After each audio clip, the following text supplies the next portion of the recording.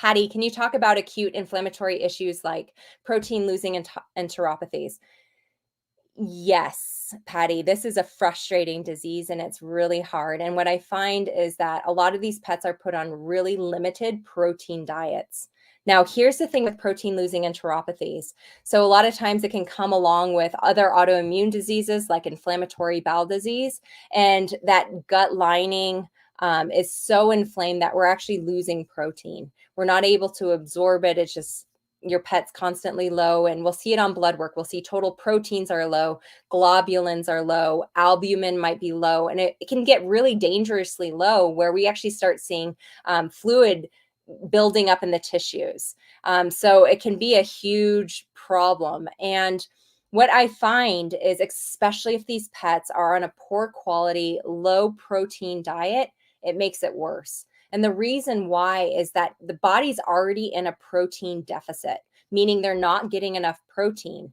And so, what we can do, and this is what I do with my own patients, is we use more biologically available proteins and we use fresh food diets. So, I'm typically doing like homemade diets with these patients where we're using things like eggs. I know Matt, when I rewatched his video today, he was like, everyone give eggs to your pets. And, this is one of the things, it's the most biologically available protein. I use it all the time for my kidney disease patients because, once again, they're supposed to be on a low protein diet, but they need protein or they go into protein deficit, and we see them break down muscle, puts more pressure on the kidneys.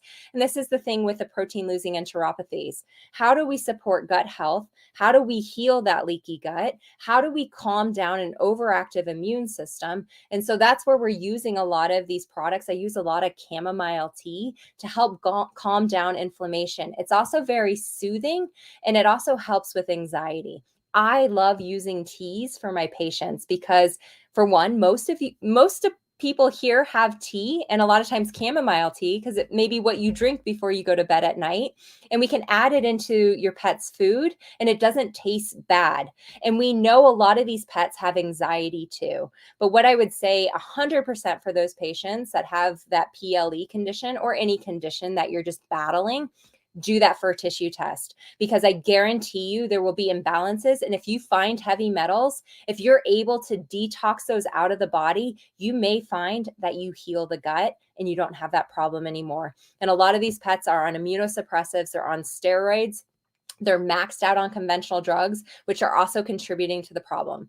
Did you know that when your pet is on chronic steroids, so prednisone, prednisolone, it puts them into a deficit. It actually binds to calcium and will lower the amount of calcium available to the body. So a lot of these patients, and I have a dog that has severe inflammatory bowel disease, and we just got the test results back, high in heavy metals and super low in calcium, magnesium, potassium, zinc, copper, manganese. And now we know the things to supplement so that we can start healing the body. So definitely check that out.